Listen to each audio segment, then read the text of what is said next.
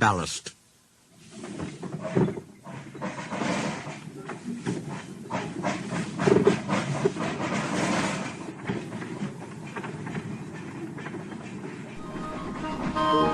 Fat Controller's Railway has a new look. From end to end, they're clearing old ballast from the track, packing the sleepers with fresh stones. The gangers are pleased. Weeds don't grow in it, they say. And even James has stopped grumbling about dirty sidings. Douglas and Donald disappeared regularly behind the big station, along a line on which none of the others had ever gone. They returned with loaded ballast trains, and were most mysterious about it. There the wee engines bring the ballast dune for the hills, was all they would say.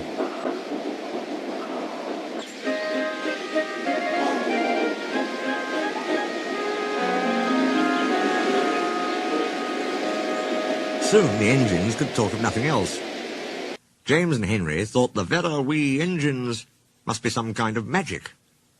I don't believe it, said Gordon. Donald and Douglas have pulled our wheels before. But Duck wanted to see for himself, so he asked permission to take some trucks. When he arrived, he was told to push them under the chute. This was like a tunnel made of steel girders. On top of it stood some queer-looking trucks. "What do you think of our chute?" said a voice. "Good, isn't it?" Duck blinked. Standing beside him was a small green engine. "Where did you spring from?" asked Duck. "I've been here all the time," smiled the small engine. "I'm Rex, and you, I'm sure, are Duck." "How did you know?" "That's easy.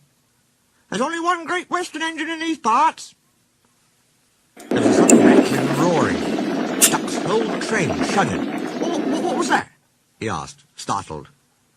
"That was our chute. The bottoms of these wagons slide out, and the stones fall through the chute into your trucks. We may be small, but we're quite efficient." Duck puffed away, much impressed. Next time there were 3 small engines. Rex introduced Duck to Bert and Mike. "As you can see," he went on, "the small controllers given us different coats." "Silly nonsense," grumbled Mike. "I like being blue," protested Bert. "It's all right for you," fumed Mike, "but not for me. Passengers'll say I look like a pillar box." "Shocking," said Rex, and winked at Duck. "Consider my feelings. When we were both green, passengers kept calling me Mike." You, spluttered Mike. "Stow it, you two," said Bert. "Ducky," went on, "have you seen our coaches?" "Where are they?" asked Duck. "Over there," said Bert. "But they're they're not like ours," he finished lamely. Rex smiled. "I agree. They are like trucks. But they behave surprisingly well." "Says you," put in Mike rudely. "They're all right," said Bert, "if you treat 'em right. Besides, passengers like 'em. They won't use cupboards on a fine day. It's this scenery, you know, trees, mountains and such. Can't understand it myself. But then passengers are queer." "You're right there," said Mike. "Give me goods trains every time." "Do you, like trucks?" Duck was surprised. "Not all of 'em," smiled Mike. "But our big ballast hoppers are different. They run on bogies as sweetly as any coach. We take 'em to the old mines, fill 'em up, and run 'em down here to the chute. The men pull some levers, and the whole lot's unloaded before you can say small controller.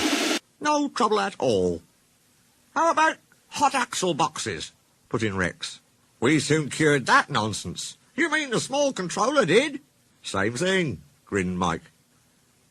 Duck chuckled delightedly. Rex and Mike loved teasing each other. "I can't understand," said Duck, "why I've never heard about you before." The small engines all answered at once.